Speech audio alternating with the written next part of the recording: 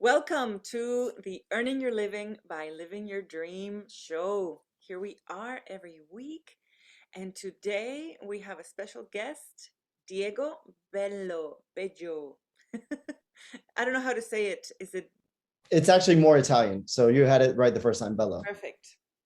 Diego Bello.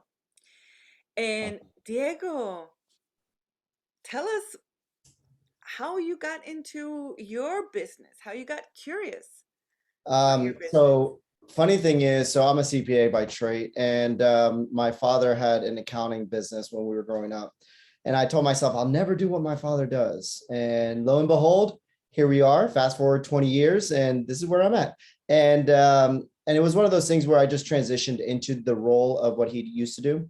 But I always wanted to make my own way, right? I was blessed to have my parents help me with school, kind of get the education that I wanted to here in the States. And basically from there, I wanted to take it a step further. So my father was an enroll agent or accountant per se. And so I wanted to kind of become a CPA. And so I went a little bit non-traditional route, started my career at KPMG. And then from there, a couple of years, went to a mid-market firm. And then after that, after 4 years in audit, I decided, you know what, audit is not for me. It's just not. It's just, it's good, but it's not for me. And after that, my father and I had discussed me coming on board, but then he said, no, you're a CPA.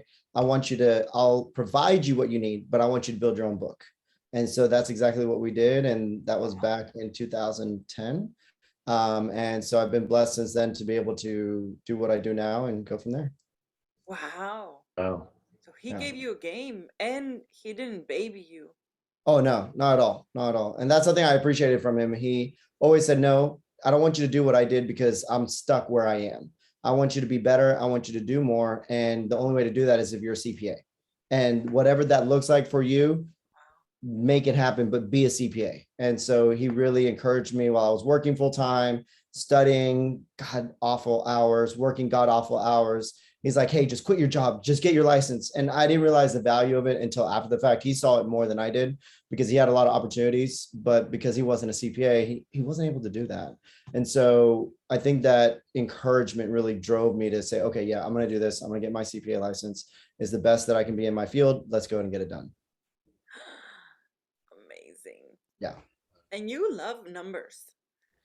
It's funny. I have a knack for numbers. I wouldn't say I would love it. Okay. It's kind of actually a misconception about accounting being so number based. There is some numbers, but it's actually a language.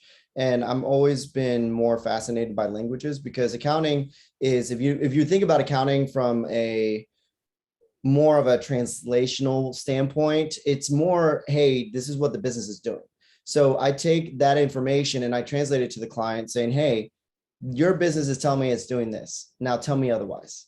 Oh, no, no, no, that's not right. Okay, well then we're missing something in the numbers, or the perception of what's going on is not correct. So I think the accounting side allowed me to do what I really enjoy doing, was working with people. I love interacting with people because I always saw my dad and he never really worked with people, and I never understood that. I was like, you have clients. I don't really see what you're doing. You don't ever have meetings. And I'm like, no, that's not for me. I'm more extroverted. I'm more engaging. And so I didn't think that that would be where I could position myself into.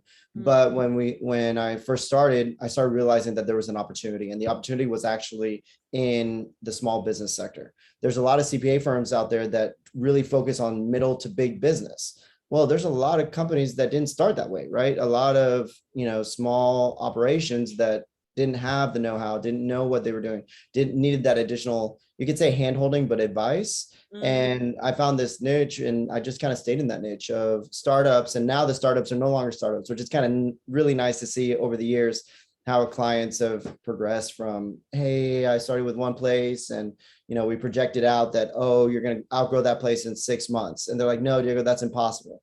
6 months later, they're looking for two places. And then a year later, just to be able to witness that aspect of the business is what really allows me to say I really enjoy accounting. It allows me that opportunity to speak to the clients, work with the clients, but also see how they go from, oh, this is where I want to be. This is where I am. How do we get there? And so it's been a really great blessing to see that. So that's what drives me. That's what really wakes me up in the morning is, okay, how can we get this client to get to the next level? Wow. that really lights you up. Did you guys Yes. see how his face just completely Yeah. lit up about the growth of his clients? I mean, Yeah. ah, that So, that's and that's great. the best part, right? And now that we've transitioned to, okay, let's not just grow. What does it look like afterwards? What does retirement look like? What does that planning look like? Because it hurts me when I see certain people in certain situations. And so I'm like, okay, well, what can we do to make it better? What can we do to fix it? What can we make it where, hey, 10 years ago, if you said you wanted to retire, all right, let's put a plan to today for 10 years. So then when we look back on 10 years, we can say, oh, look, you did your plan. It was awesome. Congratulations. You can retire. You can sell your business if you want to. You can shut it down if you want to. You're not dependent upon the business to earn your living. And so that's really where we've seen our growth change over the years. And that's something that as a CPA, you can kind of branch into, where other fields is a little bit more difficult to do so. Wow. Yeah, And I've seen the way that your clients, speak to you, the way that, they call you. You're so much more than, just what your, you know, CPA title would, require from you, yeah, your No. clients come to you for almost anything, if they're smart anyways, their you know. lifeline. Yeah. It's one of those things where there's a level, like, thank you, Matt, for that, but there's a level of, I would say, vulnerability when it comes to accounting, when it comes to money. And, you don't, if you look at your circle of friends, you don't really know what their financial situation is unless they keep telling you they're broke or they're trying to live a lifestyle that they can't afford. It's one of those things. So that vulnerability allows opportunities as well. And that's where we kind of position ourselves. So not just, oh, well, I have a financial decision I need to make.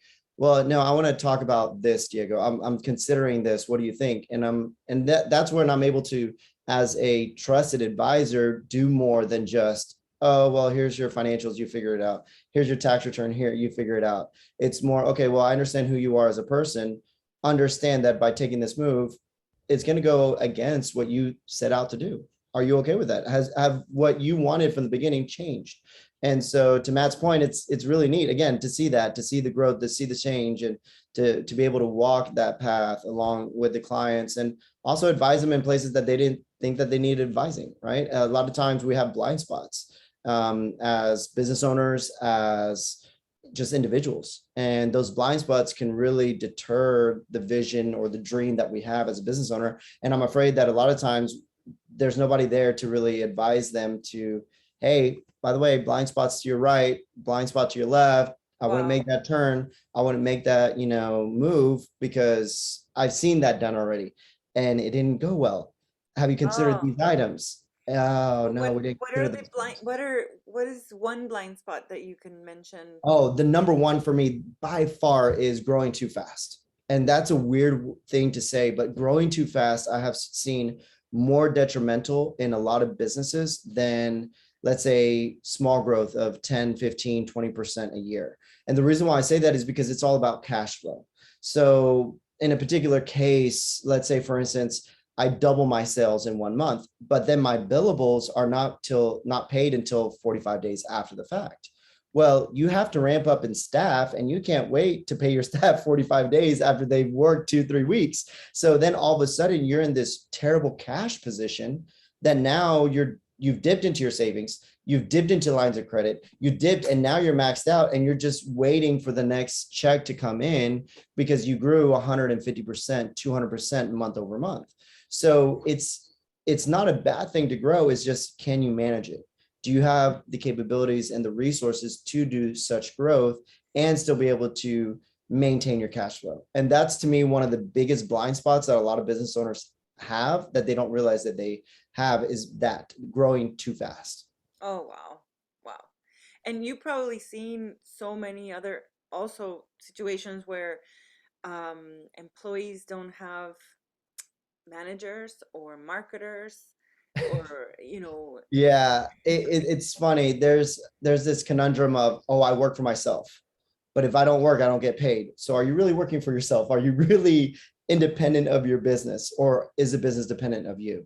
And there's that fine line between the two. And I find that, to your point, is that if you're not careful, if you don't realize that you're trying to build a business or you're trying to do a service-based industry, or like, are you just a substitute, employee? Really identifying what that looks like for you as an individual is key, because there's a lot of people out there that can't release that control and they don't want to. That's what lights them up, right? That's what excites them, is being able to control everything and micromanage, but that works for them. And then there's other people that are, nope, I don't want to micromanage. I don't want to do any of that. So let me just let it go. And so it's one of those things where, to your point, the blind spot could be that, okay, did I set out for my own business to work more, to have less of what I was looking for, or am I set out to do something else? And that's one of those other blind spots that if you don't manage correctly, you can find yourself in those kind of situations. Mm. And we have one more minute. Do you guys have any other question for Diego? I think it's great, Diego, that you the way you presented CPAs. My college, I went to Pace University, which was accounting college. So my friends are CPAs and some were auditors. And so they went, I didn't do it. I didn't go that route. I decided I didn't want to. I might have thought differently after hearing how you presented it, because the way you presented it is actually it is truly what CPAs are doing, but to do it for the small businesses, it's a big service that you're offering. And I think it's amazing how you present it. And I'm like, wow, if I heard you, I would have probably kept going towards that CPA and probably would have been doing business that way. Not because the auditors, what I was seeing, just that end of it, so. Yeah. That's really cool how you presented a CPA. It's not the same as a bookkeeper, which people think of, which my father was an accountant, bookkeeper without a CPA. So I understand exactly where you're coming from, but it's just how you present it is great. And I appreciate that. And it's one of those things where, again, I have a management and business administration degree on top of accounting. So for me, it was never like, oh, I just wanted to be an accountant. So I think it's a different approach to it. But I think in our field, I believe a lot of CPAs are now understanding that more and realizing more that the needs of the client. I predict some big offers coming your way, Diego. Someone's gonna see that and want you with them a lot more often, Yeah. And I appreciate maybe that. it'll be a business that's really exciting to you. It's like some new travel-based company, and you're like, well, let's do Let's get that. it. Let's go with that, Yeah, let's do that thing right there. That's it. That's my item there. So Yeah. no, I've got a few more minutes, as long as you don't mind some background noise. I've got a few more minutes, so it's up to you all which way you want to go. I just wanted to also tell you that your career that you chose fits you, because you're really lit up on the language that it is, and being engaged with your clients. Your whole body moved about it. You really light up about it. So I want to acknowledge you for choosing Sure, thank something you. that you love and that you like. And yeah, really good I stuff. appreciate that. Thank you. Thank you. And one question. Yeah. Are you going to want to have more people on your team? How do you plan to? Yeah. So no, that's a great question. It's something that I was actually considering today. Funny thing that you mentioned that. We've had a great last couple years. We've been incredibly blessed despite the situation with COVID, with more new clients. And I think there was a lot of transition as well when COVID occurred and the PPP lending started and everything like that. A lot of individuals didn't realize the power of having financial statements and the power of having tax returns, the power of having information done correctly, that brought a new light to individuals saying that, hey, this needs to be done. And if we want to be successful in business, we need to do this, whether it's for, hopefully, God forbid, another pandemic, but also in addition to that, like, hey, I want to get lending from a bank or the SBA. Now it's come to full flourishing that there's a need for it. And as a result of that, I was literally speaking to a client this morning saying, oh yeah, I sent him a potential employee for his business because he needed somebody a little bit more in depth, more like on the administrative side, some bookkeeping, and she had that experience. And then I saw her resume and she has tax preparation experience, accounting business, all these other experiences I didn't know she had. And I'm thinking, wow, I just gave away a potential employee that I just, I was thinking about it. I was like, oh, I think I need this now. And then I just gave somebody two great people, which I'm okay with. He's a good friend of mine, great Yeah. client. And so to your point, yes, growth is always on the mind. But I'm also very cautious about growth, to the point of the blind spots. I don't want our Right. growth to be a point where we no longer can provide the value to our clients. And that's the tricky part of, do we grow, produce less value? Do we grow steadily and create more different kinds of value? What exactly are we looking? And that's a dynamic that's always shifting in my mind of, oh, growth is great. Yeah, I want to increase my income. I want to increase my capabilities of helping other individuals have, remote jobs, because we do a lot of our work remotely. And so it's kind of one of those, it's a relationship that I try to go back and forth on, right? It's a, do I not, where do I want to be? Is this the direction where we want to go? So those are the type of questions. So to answer your question, yes and no. Yes, today, maybe not tomorrow, maybe next week. Yes, but yes, always Okay. looking for opportunities to meet great people, Awesome. because I have great clients and they're always looking for somebody. I mean, they're like, hey, Diego, I need this. Well, let me see. So just having an introduction, hey, I got a friend and they're looking for an accounting job. Well, I may not be able to, satisfy what they're looking for, but I do have a client and they need Mhm. somebody like that. So why not make that connection? Wow, you really light up on connecting people a Mm. lot. You're a big marketer type. I really am. I really am. I love innovation. I love marketing. I love that aspect of interaction, the just thinking outside the box, trying to keep my mind fresh, because sometimes you can get mundane, stuck in the same day to day, same old, same old. Right. And that change really allows me to think about new things and Yeah. different things. And You how can do still you get your do. clients? I'm Sorry. sorry, say that. How do you get your clients? So it's actually 100% referral based. I've Right. never done any marketing, any advertising, no social media. I've done probably very minimal, some kind of level of marketing. I started out with networking groups, and now it's just referrals. I mean, literally it's just, hey, I got a friend. And I've learned over the years, saying no to terrible clients is a good thing. Unfortunately, there's Yeah. good and bad clients, and saying no is okay. And by saying no to the bad clients, it helped me, because I had to learn that after a few years, right? When you first start, you just, hey, I need to put food on the table. How do I do that? You just say yes. Yeah. But choosing now has been really great, because great clients refer great clients. Great people refer great people. That's who they surround themselves with. They then say, hey, I have a friend that needs help. And it's no longer let me sell you on the services. Let me show you what we know. They already know. They already had the testimonials from the referral, and we just move forward. So that's how we've grown our client base. And we have what we call, 8 to 10 levels of referrals, meaning one person refers and then another. So we've got referrals tracing back 10, 12, 13 individuals, as a testament of what we do. And we Nice. really appreciate those clients and those that are saying, oh, I got a friend, I've got a family. And before you know, we're doing the whole family. And it's nice. It's great. And it has some challenges, but it's okay. We work through it. Awesome. And Matt, do you have one last question or comment? I kind of forgot what it was, but just bravo, Diego, for making decisions that you put in terms of value to the client, and that's true.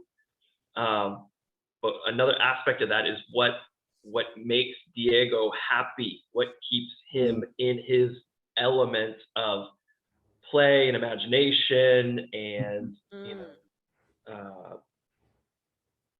yeah, just good feelings, creativity. Thank you. Yeah. Yeah. You Thank you get creative. You don't like to get stuck. you. No, that's not my personality. No. Well, Not at thank you. all. Thank you so much, Diego, for your time, for being here My with us. pleasure. My And pleasure. No, it was great to speak to you all. Bruce, it was a pleasure meeting you. Do Diego, thank you. And hopefully we'll see you guys again soon. yes, we will. Thank All you, right. everyone, for being here in our show, Earning Your Living by Living Your Dream. And we'll see you here next week. Bye bye.